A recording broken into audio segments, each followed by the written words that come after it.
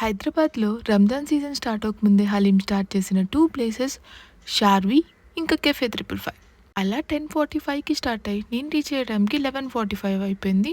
And haleem కథ One ఇంకా చేసేదేం eternity లేక later. నిలోఫర్లో చాయ్ తాగి ఫ్రైడ్ రైస్ తినేసి మన డే 1 ఎండ్ చేశాను. Day 2 Saturday travelling day. సికింద్రాబాద్కి వెళ్ళడానికి లోకల్ ట్రైన్ క్యాచ్ చేద్దామని వెళ్తే అదేమో 1 అవర్ లేట్ అంట.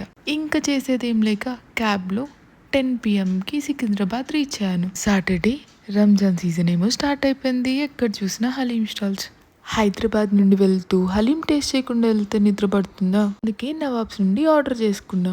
One eternity later. చాలా మంది లాగా నేను కూడా సాటర్డే నాన్ వెజ్ తిన్నాను. ఇంకా చేసేదేం లేక సండే నైట్ 12 ఎప్పుడు అవుతుందా అని చెప్పి అలా హలీం చూస్తూ కూర్చున్నాను. 12 అయిపోయింది, సండే వచ్చేసింది. వెయిట్ చేయకుండా బాక్స్ ఓపెన్ చేశాను. స్మెల్ ఎంత బాగుందో, చూడ్డానికి అద్భుతంగా ఉంది. స్మెల్ అమోఘంగా ఉంది. వెయిట్ చేయకుండా బాగా మిక్స్ చేసేసి అలా ఒక్క స్పూన్ టేస్ట్ చేస్తే నా 3 days కష్టానికి సాటిస్ఫాక్షన్ ఒక్క స్పూన్లో వచ్చింది. నా హలీం తినేసి నిద్రపోతే మార్నింగ్ అయిపోయింది. నెల్లూరు రీచ్ అయిపోయాం. ఇది నా హలీం తిన్న కుట్టి స్టోరీ.